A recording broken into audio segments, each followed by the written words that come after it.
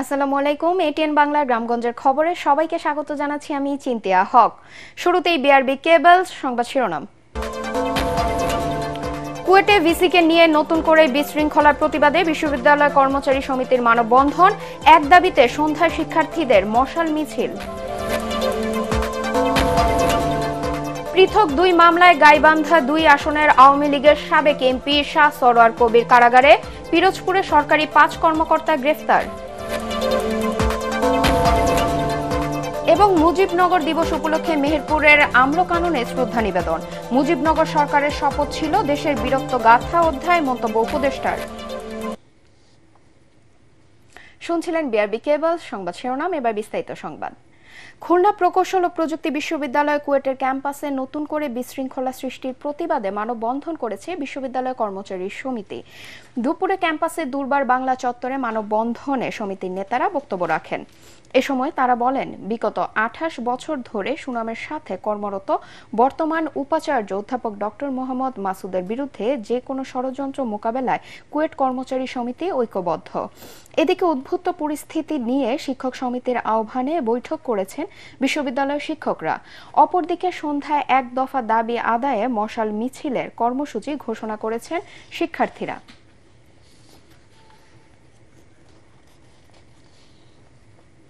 গাইবান্ধা ২ সদর আসনের সাবেক সংসদ সদস্য ও জেলা আওয়ামী লীগের সাংগঠনিক সম্পাদক শাহ সরোয়ার কবিরকে কারাগারে পাঠানো হয়েছে। এর আগে গতকাল বিকেলে তাকে গাইবান্ধার অতিরিক্ত চিফ জুডিশিয়াল ম্যাজিস্ট্রেট জাহাঙ্গীর হোসেনের আদালতে হাজির করা হয়।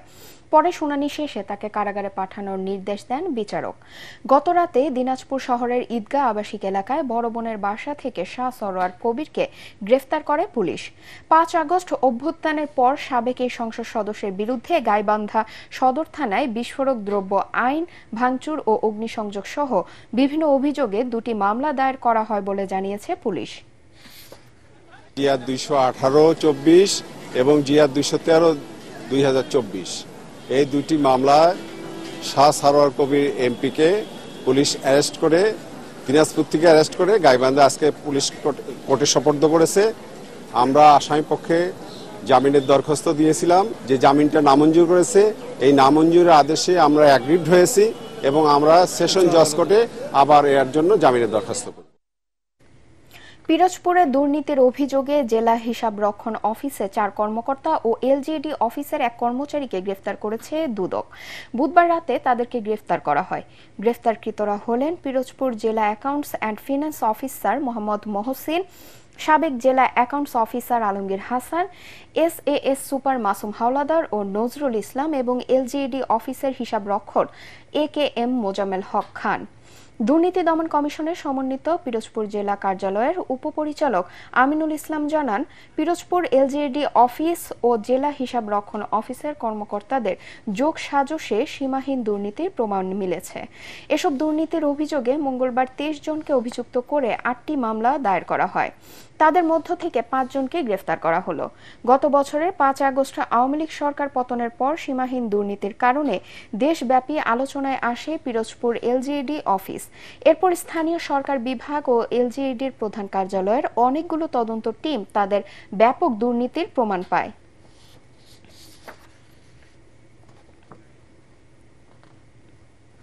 চট্টগ্রামে একটি বিদেশি পিস্তল ও ৫০ রাউন্ড গুলিসহ ৩০ মামলার আসামি আরিফ হোসেন ওরফে মেহেদী হাসানকে গ্রেফতার করেছে পুলিশ। ভোরে নগরীর ডবল মুরিং থানা পুলিশের একটি বিশেষ টিম বারিক বিল্ডিং মোড়ে একটি শিল্প গ্রুপের মালিকানাধীন জায়গায় অভিযান চালিয়ে তাকে গ্রেফতার করে। নগরীর পশ্চিম মাদারবাড়ি এলাকার অধিবাসী মেহেদী হাসানের বিরুদ্ধে অস্ত্র, ডাকাতি ও ছিনতাই সহ নগরীর বিভিন্ন থানায় ৩০টি মামলা রয়েছে বলে জানিয়েছেন ডবল মুরিং থানার ভারপ্রাপ্ত কর্মকর্তা কাজী মোহাম্মদ রফিক। গত ২৫ ফেব্রুয়ারি ওই এলাকার ডাকাত দল ধরতে গেলে ছুরিকাঘাতে ২ পুলিশ সদস্য আহত হন। এই ঘটনায়ও মেহেদী হাসান জড়িত বলে পুলিশ জানায়। ১৯৭১ সালের ১৭ এপ্রিল মেহেরপুরের মুজিবনগরে যে সরকার শপথ নিয়েছিল তা দেশের এক বীরত্ব গাথা অধ্যায় বলে মন্তব্য করেছেন মুক্তিযুদ্ধ বিষয়ক মন্ত্রণালয়ের উপদেষ্টা ফারুকী আজম। তিনি বলেন, ইতিহাসের উপর কোনো কিছু আরোপ করা যায় না। ঐতিহাসিক 17 এপ্রিল মুজিবনগর দিবস উপলক্ষে মেহেরপুরের আমবাগানে শ্রদ্ধা নিবেদন শেষে উপদেষ্টা এসব কথা বলেন। সেই দিনটি স্মরণ করে রাখতে সূর্যোদয়ের সাথে সাথে মুজিবনগর আমবাগানে জাতীয় পতাকা উত্তোলন, গার্ড অব অনার গ্রহণ এবং স্মৃতিসৌধে পুষ্পার্ঘ্য অর্পণ করেন তিনি। মেহেরপুর জেলা প্রশাসন আয়োজিত অনুষ্ঠানে মুক্তিযুদ্ধের স্মৃতি কমপ্লেক্সের উন্নয়নের বিষয়ে উপদেষ্টা বলেন, এখানে যা কিছু হবে ঐতিহাসিক বস্তুনিষ্ঠার ভিত্তিতেই করা হবে।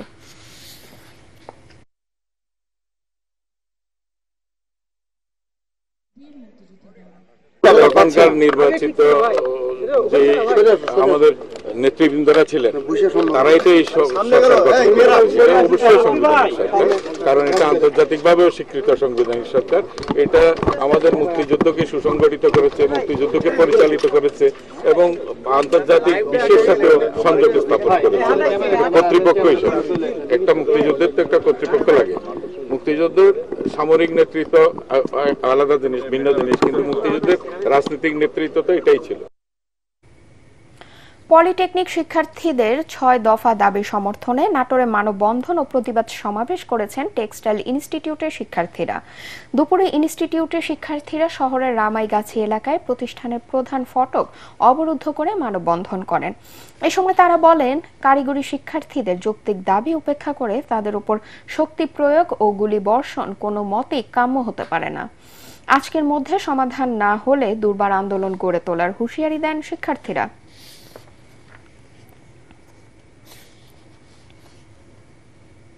কক্সবাজারের কলাতলী বাজারে উচ্ছেদ অভিযান চালিয়েছে কক্সবাজার উন্নয়ন কর্তৃপক্ষ।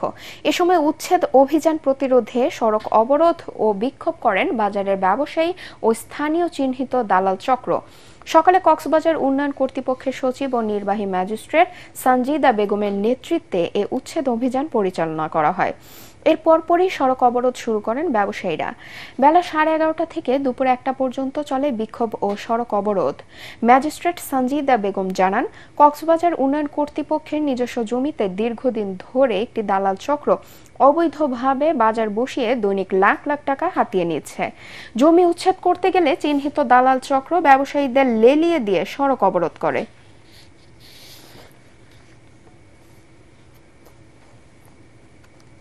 নারায়ণগঞ্জে জুলাই গণ অভ্যুত্থানে নিহত 21 জনের পরিবারের মধ্যে 2 লাখ টাকা করে 42 লাখ টাকা আর্থিক সহায়তা বিতরণ করা হয়েছে। বুধবার বিকেলে জেলা প্রশাসন ও জেলা পরিষদের উদ্যোগে এসব অনুদান বিতরণ করা হয়। অনুষ্ঠানে জেলা প্রশাসক জাহিদুল ইসলাম মিয়া, জেলা পরিষদের প্রধান নির্বাহী কর্মকর্তা হোসনে আরা বেগম ও স্থানীয় সরকার বিভাগের উপপরিচালক ডক্টর মোহাম্মদ মনিরুজ্জামান উপস্থিত ছিলেন।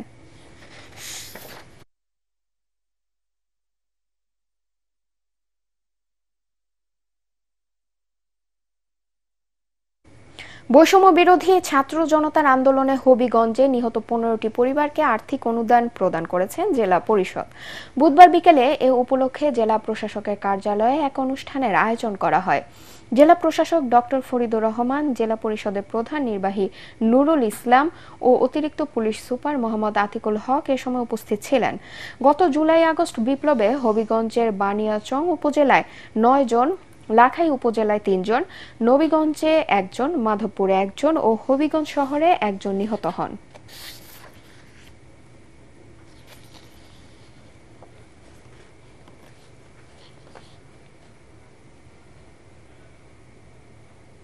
খুলনা বিশ্ববিদ্যালয়ে 2024-25 শিক্ষাবর্ষে স্নাতক ও স্নাতক সম্মান প্রথম বর্ষের 2 দিন ব্যাপী ভর্তি পরীক্ষা শুরু হয়েছে।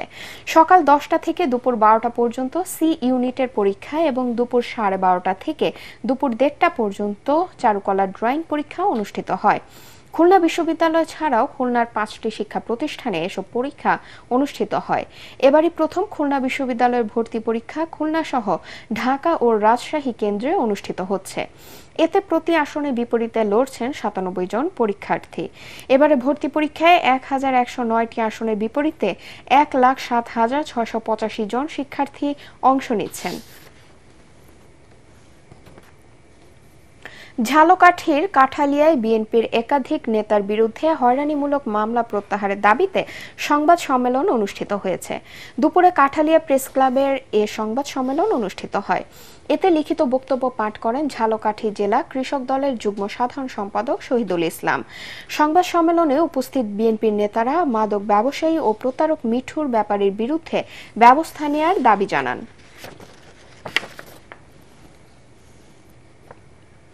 বান্দরবান জেলা প্রশাসনের তত্ত্বাবধানে চলা মেঘলা পর্যটন কেন্দ্রে চিড়িয়াখানার 23টি বন্য প্রাণীকে নিয়ে যাওয়া হয়েছে চকরিয়ার দুলহাজারা সাফারি পার্কে। সকালে চট্টগ্রাম বন বিভাগের বন্য প্রাণী ব্যবস্থাপনা ও প্রকৃতি সংরক্ষণ বিভাগ এই প্রাণীগুলো নিয়ে যায়। বন্য প্রাণীগুলোর মধ্যে ছিল 13টি হরিণ, কালো ভাল্লুক 2টি, বাস ভাল্লুক 1টি, 6টি বানর, 2টি খরগোশ ও 1টি বন বিড়াল। পর্যাপ্ত খাদ্য ও চিকিৎসার অভাবে প্রাণীগুলোর অধিকাংশই অসুস্থ ও দুর্বল ছিল। বন্য প্রাণীগুলোকে কিছুদিন নিবিড় পর্যবেক্ষণে রেখে পরে সাফারি পার্কে ছেড়ে দেওয়া হবে বলে জানিয়েছেন সংশ্লিষ্টরা। শেরপুরে দিন দিন জনপ্রিয় হয়ে উঠেছে তুলা চাষ। চরাঞ্চলের পতিত দোআঁশ মাটিতে তুলা চাষে মিলেছে ব্যাপক সফলতা। শেরপুরের আবহাওয়া তুলা চাষের জন্য অনুকূল এবং রোগবালাই কম হওয়ায় ফলনও হয়েছে বাম্পার। চাষাবাদে খরচ কম ও প্রচলিত ফসলের তুলনায় লাভও বেশি। কৃষকরা জানান, সরকারি প্রণোদনা ও প্রশিক্ষণ পেয়ে এবার সদর উপজেলার কান্দাশিরির চর শেরপুর, বাহাগলদির চর ও নদীর বাজার এলাকায় 110 হেক্টর জমিতে তুলা চাষ হয়েছে। প্রতি একরে খরচ হয়েছে 18 থেকে 20 হাজার টাকা। মাটি ভেদে গড়ে ফলন পাওয়া গেছে একরে 40 মণ, আর প্রতিমণ তুলা 4200 টাকা দরে কিনে নিচ্ছে তুলা উন্নয়ন বোর্ড। এতে একর প্রতি লাভ হচ্ছে 80 থেকে 90 হাজার টাকা। নীলফামারী জেলার ঝল ঢাকাতে সুবিধাবঞ্চিত দরিদ্র পরিবারের মাঝে ছাগল বিতরণ করেছে সোয়াব ফাউন্ডেশন। বেকার যুবক যুবতীদের স্বাবলম্বী করতে 100 ছাগল বিতরণ করে সংস্থাটি। ছিতমিরগঞ্জ ছালনগ্রাম কামিল মাদ্রাসা মাঠে অনুষ্ঠানে প্রধান অতিথি ছিলেন সোয়াবের জেনারেল ম্যানেজার লোকমান হোসেন তালুকদার। বিতরণ অনুষ্ঠানে স্থানীয় সুশীল সমাজ, সাংবাদিক ও বিশিষ্ট ব্যক্তিরা উপস্থিত ছিলেন।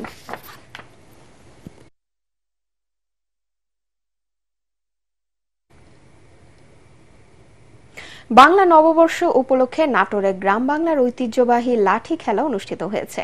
সদর উপজেলার গোয়ালডাঙ্গা সরকারি প্রাথমিক বিদ্যালয় মাঠে জেলা বিএনপি এই খেলার আয়োজন করে। গ্রামীণ এই খেলা দেখতে আশেপাশে বিভিন্ন গ্রাম থেকে স্কুল মাঠে জড়ো হন হাজারো দর্শক।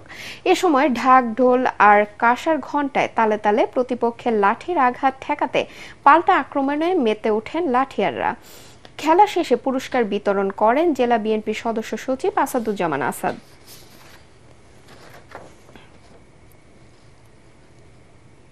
খাগড়াছড়ি পার্বত্য জেলার মহালছড়ির চৌংরাছড়িতে প্রথমবারের মতো অনুষ্ঠিত হলো নারী ভলি খেলা।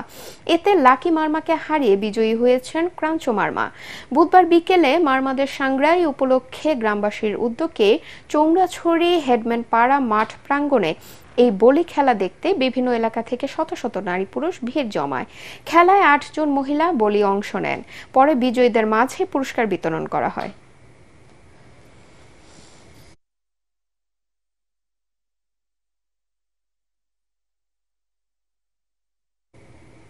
পরবর্তী সংবাদ দেখার আমন্ত্রণ জানিয়ে এখনকার মতো শেষ করছি। এটিএন বাংলা সংবাদ ইউটিউবে দেখতে ব্রাউজ করুন youtube/ATN বাংলা নিউজ। ধন্যবাদ সবাইকে।